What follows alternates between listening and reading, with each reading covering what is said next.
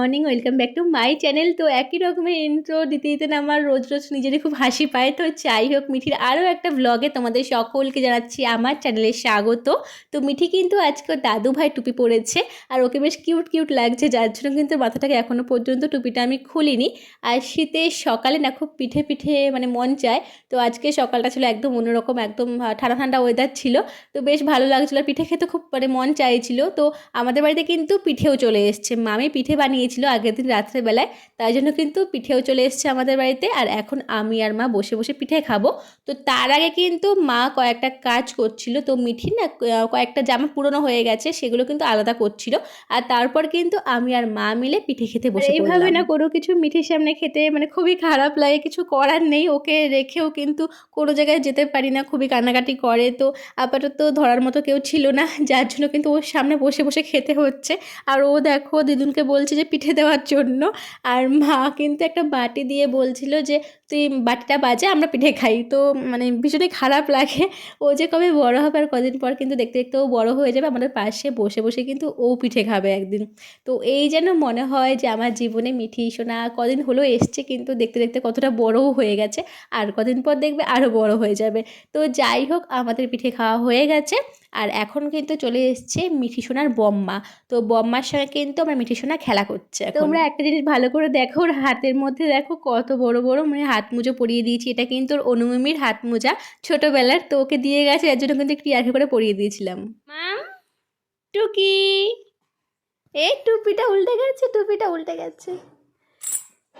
হাতগুলো বেঁধে দিয়েছি, ভালো করেছি। এ দেখ, এ দেখ, এ দেখ, পাপা পাপা পাপা, এই দেখ হাতগুলো পাখির ডানা হয়ে গেছে। আজকে কিন্তু যাব মিঠি সোনার মিমির বিয়ে শপিং করতে, কাঁচরাপাড়ায় যাব আমরা। তো তার আগে কিন্তু ঘরের কয়েকটা কাজ বাজগুলো আমি করে নিচ্ছি। আর মিঠি কিন্তু ঘুমিয়েও গেছে, দেখো আমার কাঁধের মধ্যে কি সুন্দর ও ঘুমোচ্ছে। আর ওকে শোয়ালেই না একবারে ও জেগে যাবে, যার জন্য কিন্তু কতক্ষণ মানে আমার কাঁধের মধ্যে আমি রেখে দিই, তারপরেও ঘুমিয়ে গেলে ভালো মতো, তারপর বিছানাতে শুয়ে দেবো।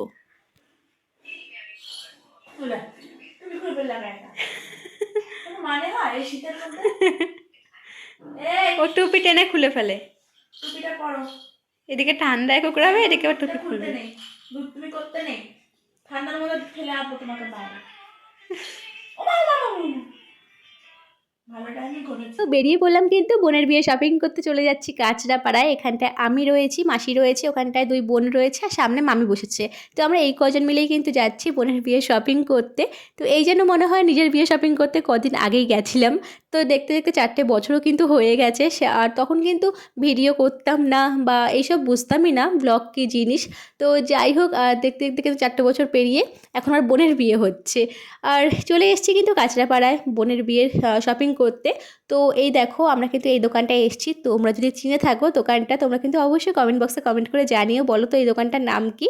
তো আমি কিন্তু একটু পরে বলছি অবশ্য দোকানটার নাম কি। তো আমি যখন এখানে ভিডিও করছিলাম না, একটা কাকু এসে বলছিল মানে একটু ঘুরিয়ে ঘুরিয়ে দেখানোর জন্য, তো বেশ ভালো লাগছিল। তো অন্য অন্য দোকানে কিন্তু মানে এতটা ভালো ব্যবহার অনেক সময় পাইও না, কিন্তু বেশ ভালো লাগছিল যে এত ভালো ব্যবহার করছিল, মানে বেশ ভালো করে কথা বলছিল আমাদের সঙ্গে। তো খুব ভালো লাগছিলো। প্রথমবার আমরা এই দোকানটা এসেছি, আগেও এসেছিলাম কিন্তু মানে বিয়ে শপিং করতে আসিনি, কিন্তু বিয়ে শপিং মানে শপিং করতে কিন্তু এই প্রথমবার আসলাম। বেশ ভালো লাগছিলো দোকানটা এসে। তোমরা এক্ষুনি কমেন্ট বক্সে কমেন্ট করো তো দেখি তো কে ঠিক বলতে পারো যে বোন পছন্দ করে ওর জন্য কোন বেনারসিটা কিনেছে।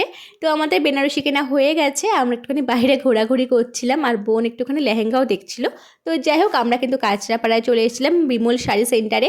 তোমরা চাইলে আসতেই পারো, ভীষণই কালেকশানগুলো ভালো। তো ও শাড়ি কেনা হয়ে গেছে, আমরা তারপর এখানে বিবেকানন্দ মার্কেটে চলে এসেছিলাম। তো টুকটাক জিনিসগুলো কিন্তু এখান থেকে কিনেছিলাম, মানে বোনের জন্য না, আমার জন্য কিনেছিলাম, তারপর মামিও কিনেছিল। তো এই দেখো, এই দোকানটা থেকে কিন্তু চুড়িদারও কিনেছে মামি। তো আমার অনুর জন্যও কিন্তু, অনুবনুর জন্য এই দোকানটা থেকে চুড়িদার কিনেছে, মেঘার জন্যও কিন্তু চুড়িদার কিনেছে।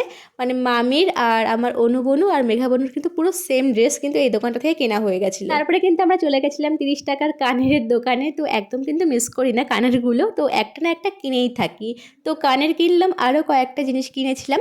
তো তারপরে কিন্তু মাশরুম দেখেছিলাম, আর আমার বোন কিন্তু বলছিল একটুখানি ভিডিও কর, মাশরুম দেখে কিন্তু কেমন একটা লোভ লোভ লাগছে।